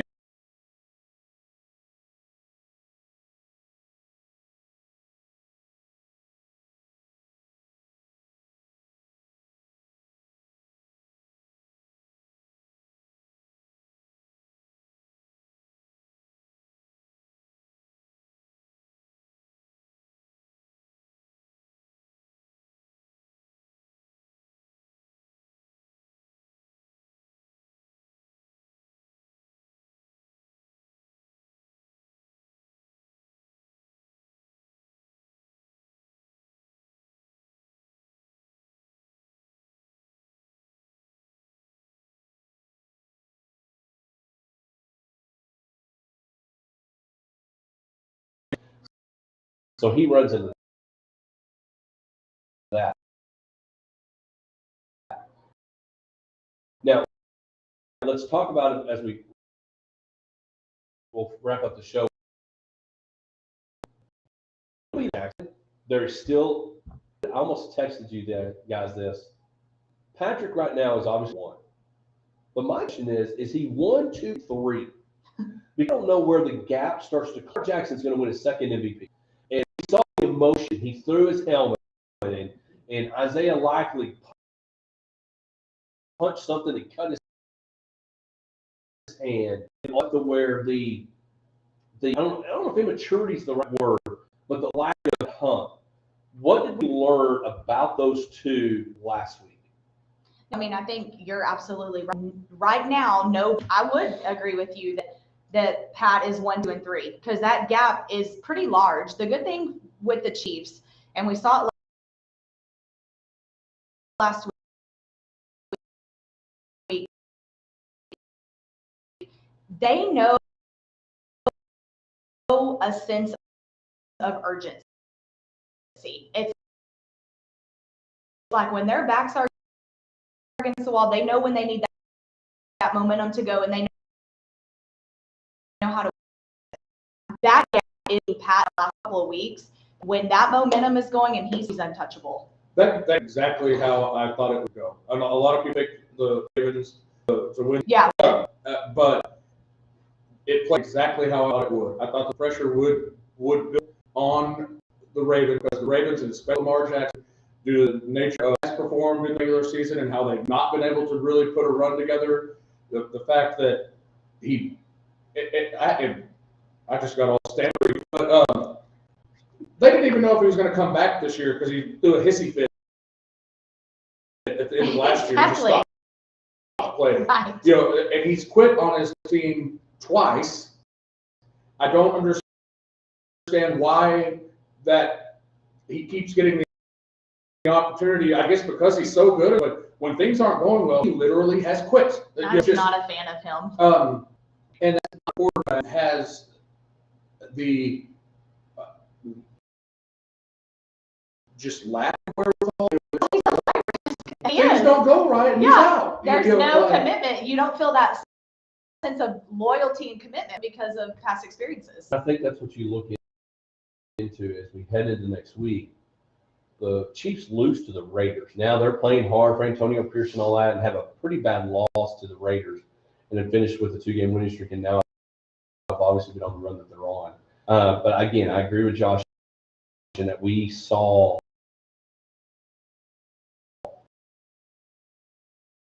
that gap because people were talking all those big national shows. You know, is if Lamar takes them to a Super Bowl and they do all these things, man, now that gap is so. I think the gap got even the Grand Canyon side, whoever number 2 is. I really think it's that. So I do think next week can be a Super Bowl. I think there's a storyline. We'll talk about those out on Facebook. Like lines you think should be, could be. But again, we thank y'all for joining us. And don't forget to download, subscribe, review. JB Cloud coming in next.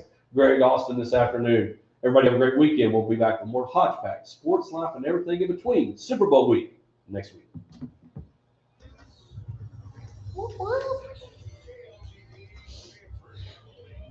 Okay, we have to be off air and then you have to tell us, or on Facebook, what you were going to tell us. Or did you already forget? No, I didn't forget.